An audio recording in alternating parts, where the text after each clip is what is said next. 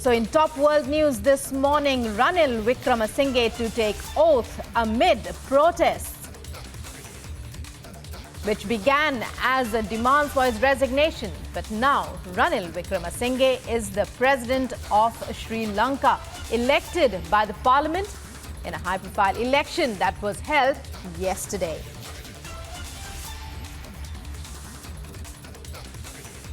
Joining us is our correspondent in Colombo, Saloni, to tell us all the details about the swearing-in ceremony, how it's likely to take place. Are there any special preparations? Saloni, it's over to you. Also, this oath-taking ceremony, very significant for Sri Lanka and Sri Lanka's history, amid protests which express their dislike for Ranil Wickremesinghe.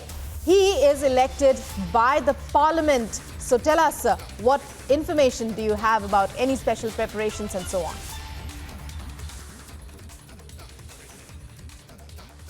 देखिए, अभी हम आपको president house की तस्वीरें भी दिखा दें। President चुने गए, देखिए कितना भारी डिप्लॉयमेंट है, क्योंकि इनपुट्स ये मिले हैं कि आज से लेकर शनिवार रविवार तक बड़े स्तर पर प्रदर्शनकारी कर सकते हैं, क्योंकि रानिल विक्रमसिंघे को एक्सेप्टेंस नहीं है यहाँ के लोगों का। लेकिन उन्हें अब क्योंकि प्रेसिडेंट चुन लिया गया है, आज वो शपथ लेंगे, ओथ लेंगे चीफ जस्टिस के सामने, और उस दौरान देखिए उनके साथ तमाम चेहरे, SLPP के तमाम चेहरे मौजूद होंगे। लोगों का ये मानना है कि वो एक्सटेंडेड फैमिली है राजपक्षा की, और राजपक्षा सिंगापुर से अब कहीं ना कहीं सरकार एक डमी प्रेसिडेंट के तौर पर रानिल विक्रमसिंघे की मौजूदगी में चलाना चाहते हैं, और यही वजह है कि बहुत ही प्लान्ड वे में उन्हें समर्थन दिया गया है। ये कहा जा रहा है आज शपथ लेने वाले हैं चीफ जस्टिस के सामने, और उसके बाद प्राइम मिनिस्टर कौन होगा इसको लेकर भी फैसला होगा।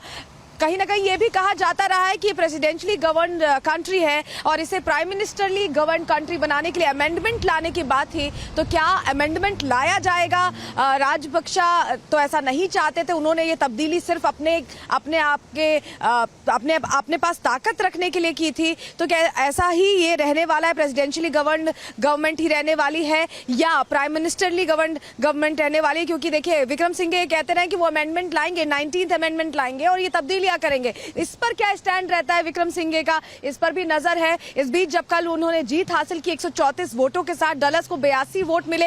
हालांकि सजित प्रेमदासा के कैंडिडेचर वापस लेने से ऐसा लग रहा था कि मुकाबला डलस और विक्रमसिंघे के बीच खड़ा होगा, लेकिन डलस बहुत पीछे रह गए और बहुमत से बहुत आगे निकल गए विक्रमसिंघे। रणनीतिगत तरीके से ये जीत उन्हें मिली है, SLPP क्योंकि मेजॉरिटी में है, ऐसे में जीत मिली है। एक कहा जाता है कि एक कॉम्प्रोमाइज फॉर्मूला वर्कआउट हुआ है, ऐसा कहा जा रहा है। यहाँ के राजनीतिक गलियारों में एक कॉम्प्रोमाइज फॉर्मूला वर्कआउट हुआ है। साजिद प्रेमदासा हो सकता है कि जो कॉम्प्रोमाइज फॉर्मूला वर्कआउट करने की बात है उसके तहत प्राइम मिनिस्टेरियल कैंडिडेट हो, ऐसा कहा जा रहा है, क्योंकि एक पद अपोजिशन को और एक पद सत्ताधारी दल को देने की बात थी। सत्ताधारी दल के रूप में अब विक्रमसिंघे क्योंकि प्रेसिडेंट बन गए हैं, तो हो सकता है प्राइम मिनिस्टेरियल कैंडिडेट सजित प्रेमदासा हो। हालांकि स्थिति साफ होने में थोड़ा वक्त लगेगा, लेकिन अब 102 दिन में यह फैसला विक्रमसिंघे को लेना होगा। वहीं कल हमने देखा, जैसे ही ये खबर आई कि 184 वोटों के साथ विक्रमसिंघे जीत गए हैं, उसके बाद प्रदर्शनकारियों ने नया नारा दिया है, नया स्लोगन दिया है।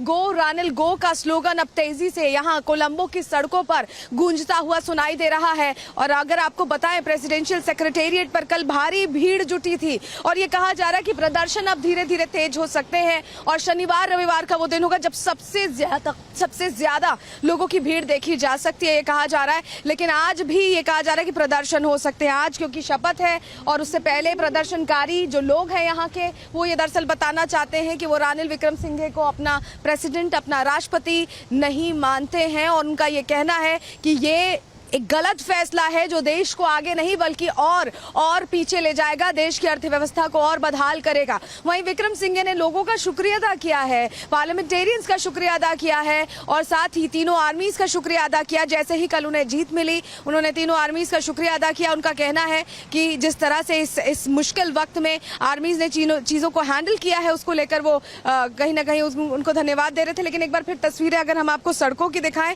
श्रीलंकन पुलिस सड़कों पर नजर आ रही है। आपातकाल अभी भी लागू है, आर्मी के हाथ में सब कुछ है और अगर कुछ होता है, आर्मी कुछ एक्शन लेती है तो कोई रोक नहीं सकता क्योंकि अधिकार आर्मी को दिया है। अभी भी देखिए पावर टू द पीपल की चीजें आप यहाँ पे आप देख रहे हैं। प्रेसिडेंट हाउस का मेन एंट्रेंस है, यहाँ पर श्रीलंकन पुलिस तो नजर आ ही रही है, लेकिन ये गो होम गोटा या पावर टू द पीपल, इस तरह की चीजें, give our stolen money back, इस तरह की चीजें पूरे प्रेसिडेंट हाउस के रास्ते में, ये जो मेन गेट है इस पर लिखी हुई हैं। लेकिन अब श्रीलंकन पुलिस मुस्तैद नजर आ रही है। अगर आप देखेंगे तो बड़ी संख्या में यहाँ पर डिप्लॉयमेंट रखी गई है क्योंकि प्रेसिडेंट हाउस यहीं पर है और कभी भी प्रदर्शनकारी, क्योंकि सेक्रेटेरिएट, प्रेसिडेंशियल सेक्रेटेरिएट और ओल्ड पार्लियामेंट जो कि पास ही है, वहां ही प्रदर्शनकारियों ने अपना ठिकाना बनाया हुआ है, वहां से ही उद्घोष हो रहा है इस विरोध का। तो ऐसे में यहाँ पर भारी डिप्लॉयमेंट रख दी गई है कि अगर कोई आपात स्थिति आती है, अगर प्रदर्शनकारी बड़ी संख्या में आ जाते हैं तो उनको रोकना, उन्हें एक तरह से ये प्रदर्शन करने से रोकना, ये पूर्ण रूप से मंशा होगी। जी Rukma. Many thanks, Saloni. And well, you keep your eyes on that story, so it remains to be seen. All eyes on the swearing in today, even as protesters continue to insist that Ranil Wickremesinghe should not assume the position of head of state. However, Parliament has voted him to that position. Many thanks, Saloni, for joining us. And amid the ongoing economic crisis in Sri Lanka, dozens of demonstrators gathered in front of the presidential secretariat in Colombo after Ranil Wickremesinghe was elected as Sri Lanka's new president on the 20th of July. That's yesterday. According to local media reports, they were not happy with the former prime minister's election to the top post in the country. Here's a detailed report.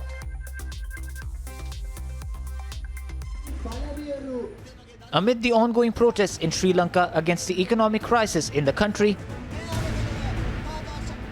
the Parliament of Sri Lanka has elected Ranil Wickremesinghe as the new president of the country. Ranil Wickremesinghe will take oath as the president of Sri Lanka at the Parliament complex today. According to officials from the president's office, Wickremesinghe will appoint a new prime minister within the course of a day. Sri Lankan President-elect Ranil Wickremesinghe thanked the police, paramilitary forces and army who guarded the parliament during the recent unrest that swept the country.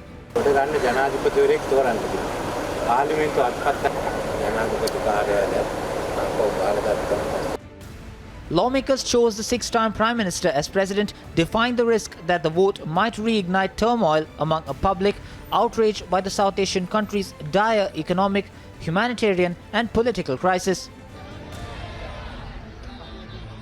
A day ahead of the presidential election, protesters had demanded Wickremesinghe's resignation, claiming the United National Party leader did not have the people's mandate. This vote means Wickremesinghe, the Prime Minister and acting President, will succeed former President Gotabaya Rajapaksa to finish the term ending 2024, that Rajapaksa abandoned by fleeing the country and resigning earlier this month.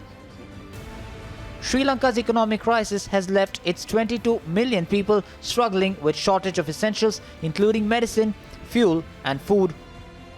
Wickremesinghe faces a daunting challenge to fix the economy and placate a public furious over its politicians' failures. Agency report, Republic TV.